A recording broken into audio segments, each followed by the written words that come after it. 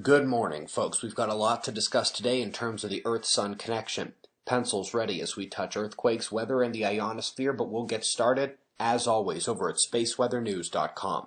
We're finding the last 24 hours on our star were not very active, no sunspots or solar flares.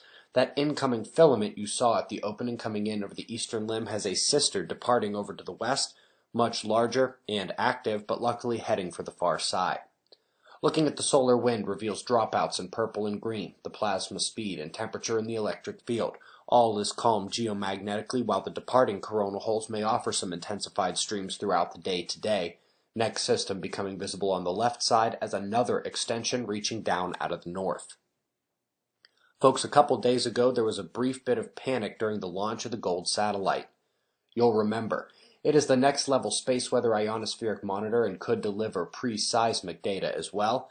They lost contact during the first stage and almost failed to properly insert Gold into its orbit. It was luckily reconnected after separation, and things do appear normal as the mission begins now. Folks, with these electroquake papers we saw yesterday, we actually missed one. Using swarm data, these scientists analyzed the 2016 Ecuador earthquake and found a series of anomalies prior to the event.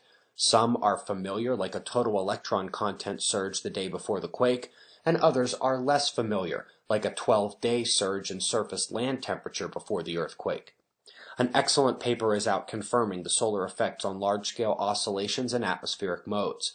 It turns out that the ultra-high activity of the sun during the last century, you might remember it was the highest in 11,000 years, it can hit a critical point where it overtakes the Pacific North American connection to overheat the atmosphere via a shift in the subtropical jet. Shifts in other jets are expected as the sun heads towards its grand minimum of activity this century, and with a top 3 effect being reduction of Indian monsoon rainfall, the fact that we are seeing it already in terms of fewer soaking events is not a great sign.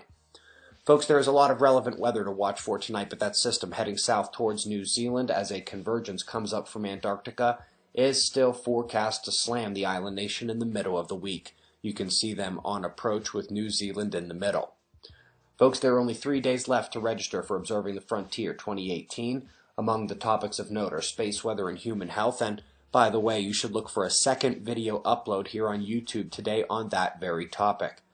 Website members at suspiciousobservers.org, your weekly podcast episode of Fly on the Wall aired yesterday. Another fun hour, and we're now up to 13 deeper look episodes in January. Website members really squeezing their money's worth out of me this month.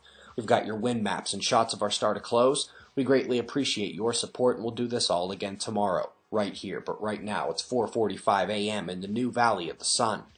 Eyes open, no fear. Be safe, everyone.